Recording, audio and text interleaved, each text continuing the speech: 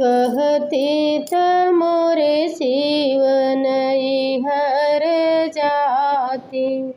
कहते त ये शिव नैहर जाते। अरे नैहरे में भैया के बियाह जी। कहते त मोरे शिव नैहर जाते। अरे नैहरे में भैया के बियाह जी। इतनी वचन जब सुन लेनी शिव जी। अरे गौरा के दिल समझाई जी।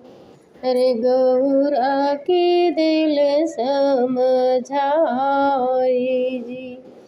बिना रे नेवत गौरा नैहर जइबो। अरे नाही हुई है आदर सत्कार जी। बिना रे नेवत गौरा नैहर जाबो। अरे नाही हुई है आदर सत्कार जी। शिव जी का कहल गौरा नाही ओ मान ली। अरे शिव जी कहल का गौरा तनिको न मान ली। अरे चली भेली नैहरे के राह जी। शिव जी के कहल गौरा तनिको न मान ली। अरे चली भेली नैहरे के राह जी। एक कोस गैली गौरा दोई कोस गैली। अरे तीसरे में नैहरे के लोग जी। अरे तीसरे में नैहरे के लोग जी। माई भेटली गौरा दे दे के भेट। अरे भौजी जे बोल झनकारी जी। माई की भेट गौरा दीदिया के भेट। अरे भौजी जे बोल घराई जी। के तो है गौरा हो नेवता पठवल।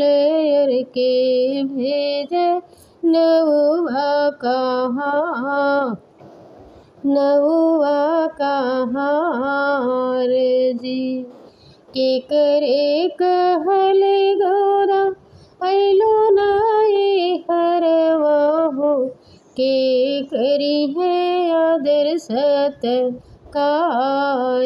जी। के करे कहल गौरा अइलो नाई हरवा। रे के न करी है आदर सत्कार जी। इतनी वचन जब सुन लेनी भैया। धनिया के दिल समझाई जी। हम ही भेजिला हो नौआ कहरवा। हम ही जे नेवता पठाई जी। हम ही जे करबे अपने बहन के आदर सत्कारवा। हम ही जे बहिनी बोलाई जी। कहते त मोरे शिव नैहर जातिनी। नैहरे में भैया के बियाह जी। कहते त मोरे शिव नैहर जाती।